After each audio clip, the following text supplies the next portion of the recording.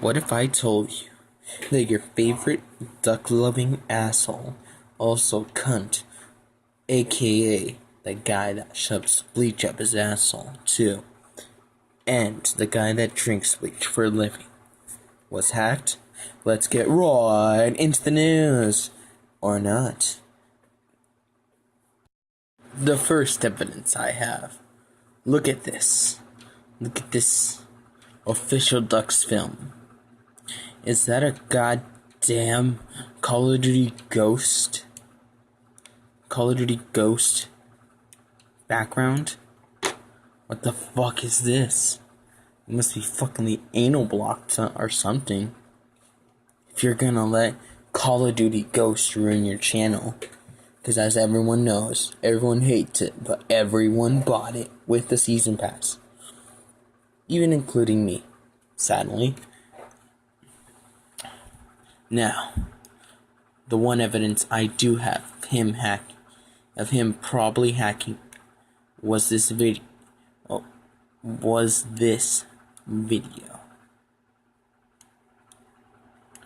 this video right here, where Official Duck Studios is not the one saying that he is leaving the channel, but this hacker says that Official Duck Studios is leaving the channel. He says that I'm gonna name Official Duck Studios Reese. He says that Reese is leaving this channel. Improbable. Reese is about the funniest guy besides someone actually burning to death. And that's just being nice and courteous. But before Reese leaves, he puts out a video. Right before he leaves. It talks about ebony armor. But we all know what this means. It's a cry for help. Reese is crying, telling everyone that everyone needs to help him, that someone is taking over his channel, and that he has no control over it. How can I tell you that? Well, it is true, isn't it? Reese is not making this up. Reese has to be kidnapped at some point in time. That's why he left Official Duck Films, and that's why he needed to leave. You see, it's not because he wanted to, but he was forced. Probably from a 9-year-old that knew Skyrim hacks more than him. Or probably it's his... Or probably... No. No. It can't be. We need to go back. We need to go back in time. Before we go back in time, I need to explain what a rant is. A rant, in Google's eyes, is to speak or shout at length, in wild, impassable way, whatever the fuck it says. A spelled of ranting. I cannot read because this is a goddamn... I'm not gonna go search it up again. Fuck that. Now, before we go back in time, I need you to all know that what is going on with Reese and what's going on with his Official Duck Films, Twitter, and Facebook. They're all littered with garbage, and even more garbage, like garbage on top of garbage, which that is saying something. One of the most cancerous men in this world. Literally, this guy can spew out cancer. But somehow, he had gotten defeated. How, Reese? How? Tell us. You need to. It's the only way. It's the only way, Reese. Tell us the only way that you could do it, that he beat you somehow. But, not to get sidetracked here, I'm gonna have to go back in time. Make a time before Reese was ever born. Back in time, where he had a twin brother. Meet Meet Al Chestbreach. Doesn't Reese look like Al Chestbreach? They look similar, don't they? They're both American, and they both have good ass beards. An example of this picture I had taken from the internet. Reese's beard looks fine and collected. Also his gun too. His gun is actually pointing at someone. Never mind. We are told that gun it cannot be told where it is laid. Whatever the fuck that means. But we need to understand, who are these people? Where do they come from? And why goddamn do they like goddamn cats? Why do they like those infernal things? Ugh, cats. They are nasty and ugly. One thing I can say though is that this is a theory that might go in the record books.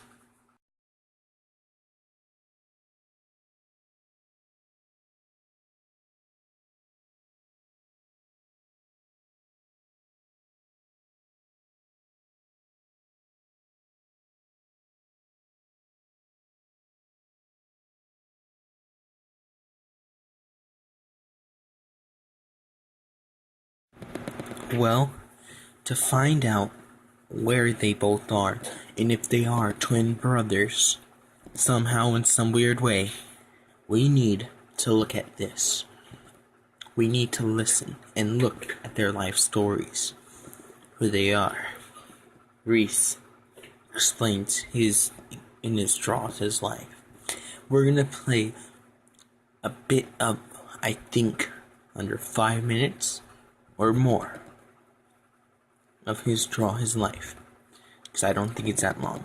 So of Al Chestbreach's draw his life. Okay? Let's begin.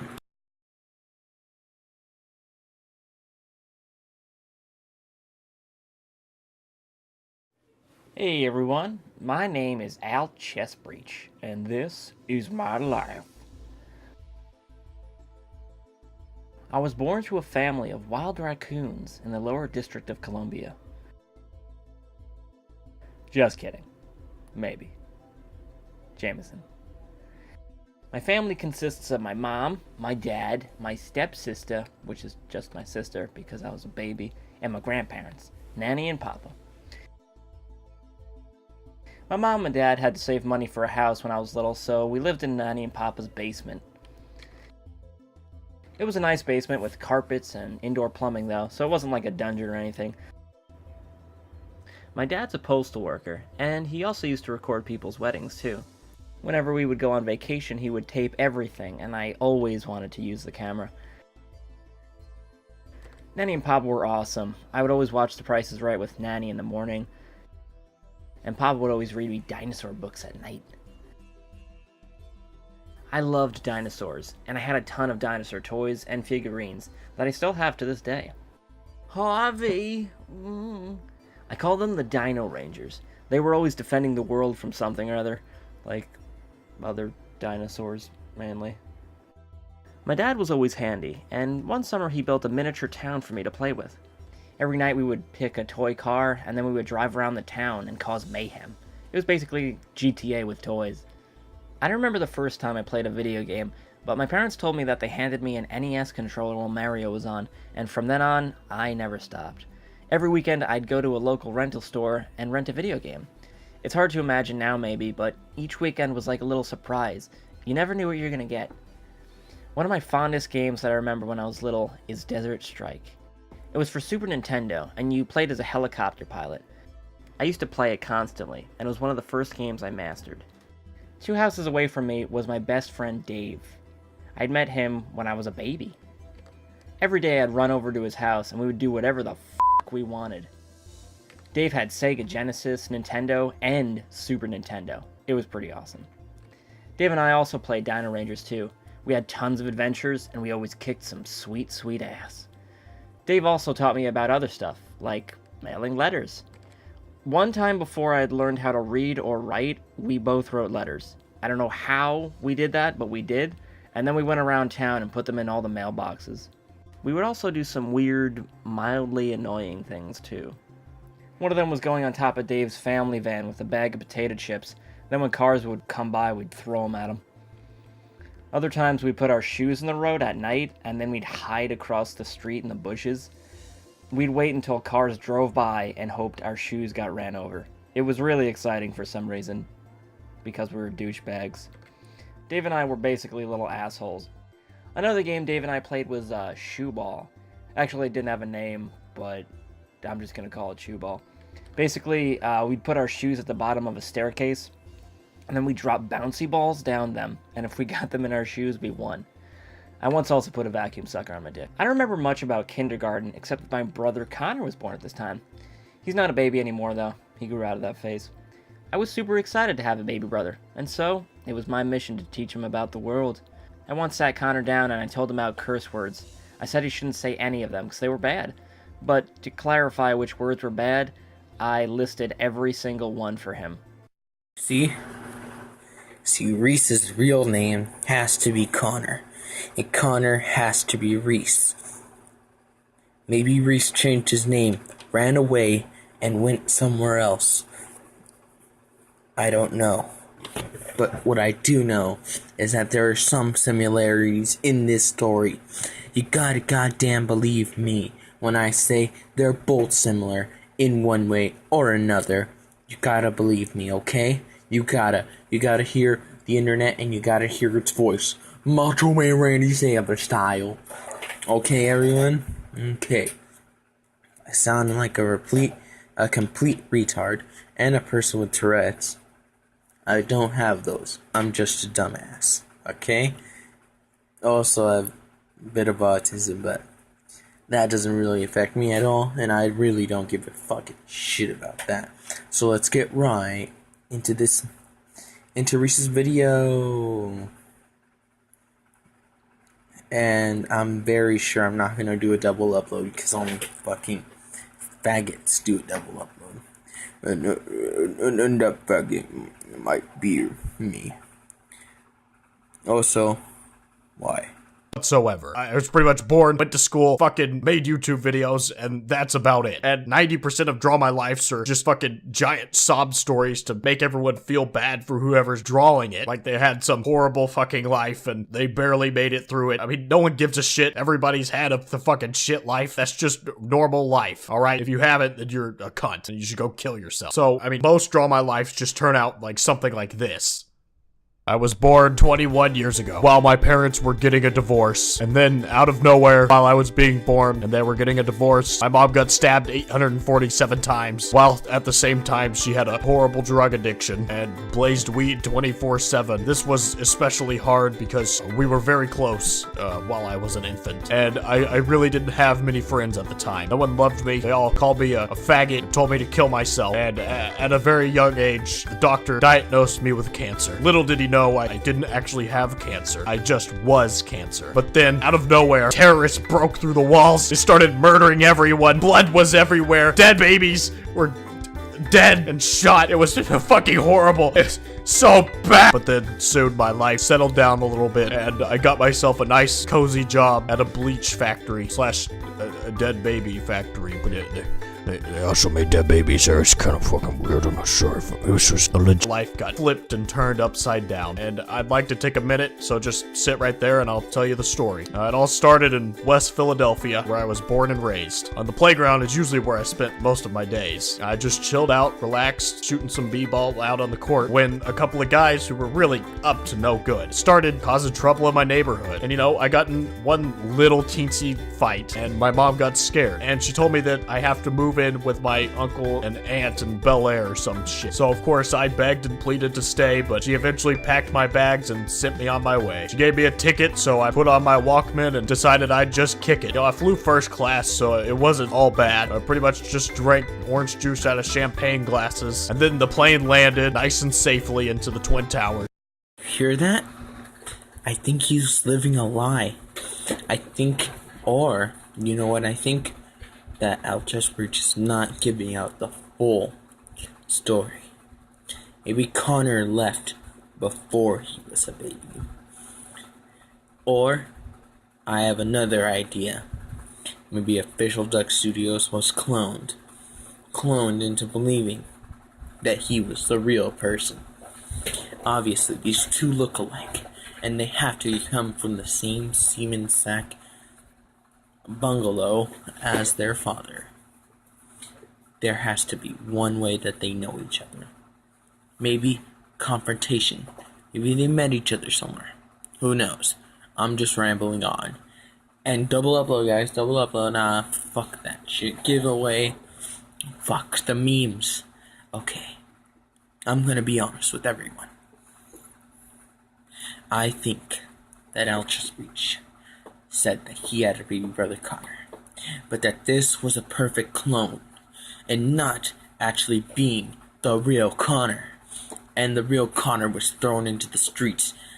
And while Al Chesapeake was raised by raccoons because of family's part unknown, Connor was raised before Al Chesapeake, and Connor, being the perfect clone he was, gave his little brother away to raccoons, as Al Chesapeake's real family was not there and was not existent. Maybe Connor was just there, but not there. You feel me? And you understand me? Okay. We need to find out a way. Find out a reason why and how this relates to the goddamn story about the hack. Okay? I think I know what happened. The terrorist attack he was saying about in his Draw His Life story, maybe they're related. He's the only survivor of the 9/11. So we need to understand why is he the only one survived? Maybe they use computer science and hacking skills to find out who Reese's father was. Could we do that? Maybe we could. But we're not here for that. We are here to find out if Reese was hacked by the goddamn Minecraft YouTuber, pedophile, Let's Player, Skyrim modder, Joan of Arc, asshole cunt. That's the only way I can come up with. And I'm gonna say, okay? What's your problem with it? Now, this video is long enough. I will make part 2 later. Because, it's 10 o'clock at night. School starts next week. What am I, fucking retard? Bye.